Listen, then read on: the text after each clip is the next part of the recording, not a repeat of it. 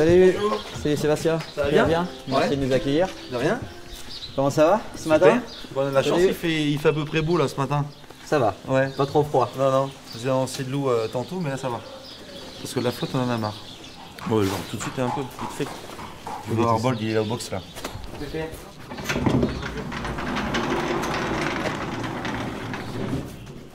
Voilà, Salut toi, le loup. un champion.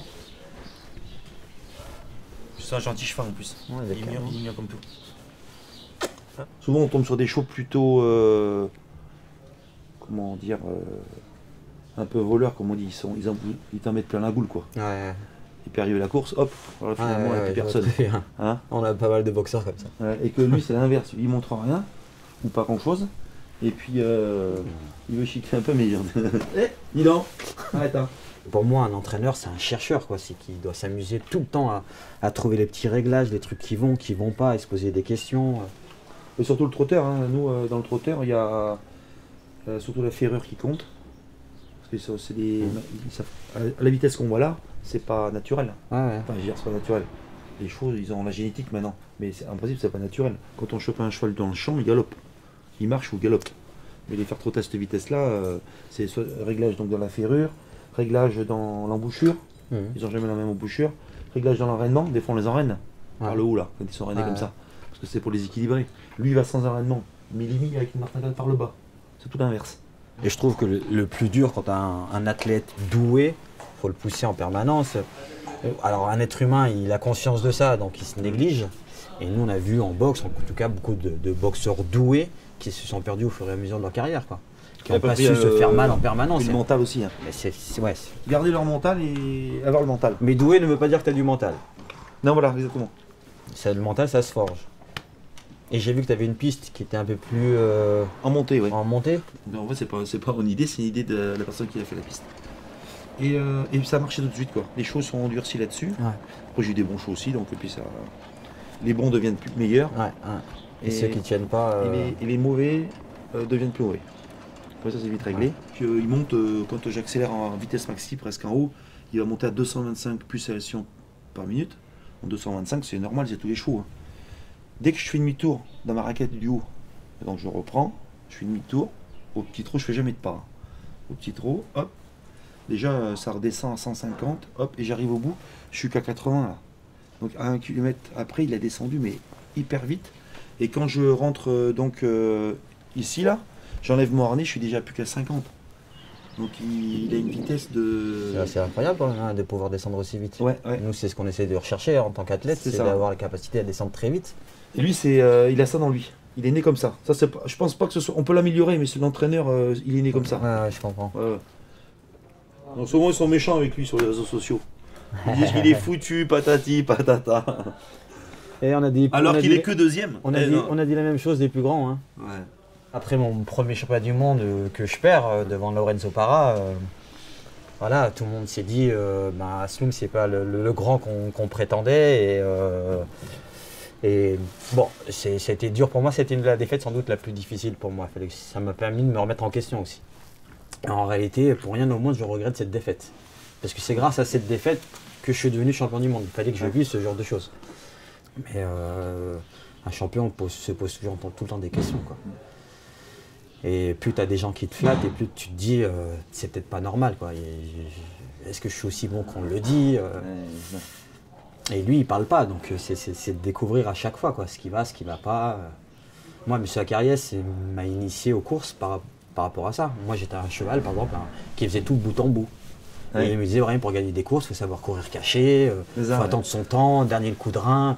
Mais ça, quand tu as 20 ans, tu ne le palpes pas, quoi. Tu le comprends, je comprenais ce qu'il me disait, mais j'avais dû le mettre en application. En fait, un cheval, quand il était tes cordes, vraiment, il part en tête, il se met à la corde, les autres chevaux viennent à sa droite. Bon, c'est lui qui commande la course, il a la corde, il le fait bien. Mais là, comme à Vincennes, quand il vient en 800 mètres, sans dos, tout seul, il vient facile, et il vient se poser sur un cheval qui est déjà à sa corde et qui domine un peu. Et lui, bon voilà, petit coup, il a la piste de Vincennes et puis il ne veut pas doubler. Ouais, Il s'arrête, il se laisse aller, il dit bon c'est fini quoi. Mais il a toujours été un peu comme ça. Même quand il gagnait les courses, il n'a jamais gagné de 200 mètres. Hein. Il a toujours été un peu, il prenait l'avantage et hop, il se reprenait. Et donc c'est son petit côté un petit peu petit peu malin, un petit peu... Il y a l'intelligence de la malice dans... Ouais, cool. Il sait gérer son effort, quoi. Donc maintenant, il est quand même mieux quand il suit les autres, avec beaucoup de rythme. Là, dans les dos, il suit tous les trains. Après, il passe à point de vitesse qui est hors norme. Il a 300 mètres terrible. Écoute, il est calme, il est beau. Hein. Il est curieux. Ouais, tu sens qu'il tente des choses, il est malin. En plus, en principe, il va dehors à cette heure-là. Et là, il n'y est pas dehors. Il doit dire, Garato, t'es chiant.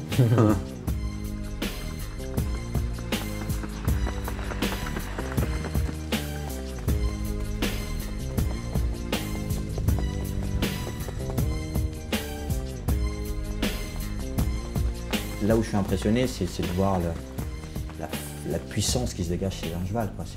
C'est son moteur, c'est cette machine. Puis après, si j'aime bien regarder, mais avec mon petit œil, mais c'est cet équilibre. De pouvoir avoir l'équilibre parfait pour pouvoir limite à peine toucher le sol et t'as l'impression que le cheval y vole. Quoi. Ça, pour moi, c'est une beauté absolue. C'est la Rolls.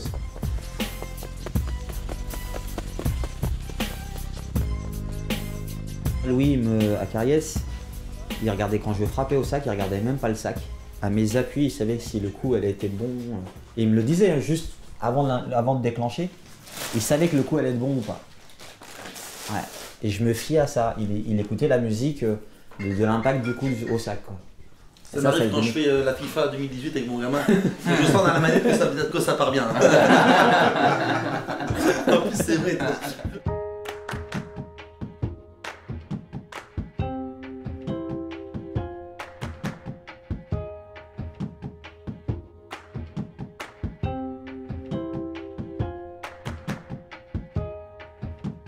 Ça, c'est la casaque à Bold Eagle. Okay. Donc on l'a faite pour Franck avec son nom dessus là. Donc il n'y a que Franck qui met ça là. Okay. Pour casaque à M. Pilarski. Je sais que pour me faire mal, il fallait que je prenne énormément de plaisir, mais je prenais du plaisir dans la dureté. Hein. Mais voilà, est-ce que le cheval a besoin là, par exemple, Bold Eagle, dans 15 jours, dans quel état d'esprit il est? Est-ce qu'il est dans du plaisir ou au contraire, peut-être qu'il n'en a pas spécialement besoin? Il a besoin d'être dans un autre état d'esprit. Je pense que Bold, c'est un cheval, c'est entre guillemets, les très très bons chevaux, c'est un peu comme des robots. Hein. Vous savez, on les prend, ils aiment ça. Hein. On met le harnais le matin, on va sur la piste. Il le sent et c'est en plus, ils connaissent du par cœur ici un peu. Ils connaissent leur truc par cœur, donc ils repèrent les poteaux. C'est-à-dire que dès que je commence à avancer, on fait 500 mètres par exemple, le poteau il est à 10 mètres, il voit y arriver 10 mètres, hop, ils ralentissent. Okay. C'est des machines un peu. Donc les très bons chevaux, oui, je pense qu'ils aiment ça, ils aiment courir. Voilà. Après, pour Bold Eagle, je vais peut-être changer un petit peu sa façon de travailler pour le Prix d'Amérique, parce qu'on s'aperçoit que là, il manque pas grand-chose. Mais à chaque fois, dans les 50 derniers mètres, il se relâche un petit peu. Mais il a toujours fait ça de toute manière, même quand il gagnait beaucoup. C'est toujours été un cheval un petit peu feignant, on va dire. Donc, qui se relâche. Enfin, dans l'effort, il est vachement relâché. Donc on va essayer de changer ses habitudes un petit peu. Là, tu changes les repères par exemple? À la mer, je dis ça, mais peut-être sur un champ de course, entre deux, changer un petit peu ses repères. Ici, faire que la promenade. Comme il est archi prêt, simplement un peu travailler le mental. Et, faire du jeu et le mental. Pour qu'il arrive à Vincennes avec un peu l'œil un petit peu réveillé. Et c'est un cheval qui aime la dureté, qui aime travailler dans le dur ou... Ouais, il aime bien. Il aime bien. Ça le stimule? Il aime bien, puis il souffle jamais, donc pour lui ça doit être... Je travaille peut-être pas assez dur pour lui. Mais après on évite quand même de travailler trop dur parce que le cheval il fait quand même 500 kg. Le problème des chevaux de course, c'est les jambes. Les tendinites. Et les tendinites, 9 fois sur 10. Un humain il a une tendinite, comme le footballeur, des fois j'entends 3 semaines d'arrêt, il recourt, enfin il fait son match. Mais les chevaux, tendinite c'est un an. Il y a le Prix d'Amérique là. Favori, ça va être Bold Eagle quand même, même s'il est battu de peu à chaque fois. S'il doit être inquiété, c'est parti. Je pense qu'il y a quand même, on a vu 2 chevaux suédois qui sont du lot. C'est Propulsion Wrigley Express, surtout Wrigley Express je trouve.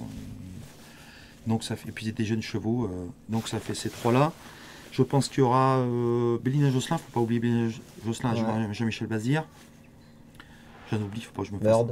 Bird Parker, qui est en super forme. J'ai Valco Ginila, qui est un top cheval, des ferrés des 4 pieds. Il est chez toi aussi. J'ai Billy, même Billy a fait 2e et 4e des préparatoires. Je pense que j'ai pas dit de conneries dans les favoris. Parce qu'après les mecs, je les croise à Vincennes. Ouais, t'as pas parlé de mon cheval, tout ça. Merci Sébastien. De rien.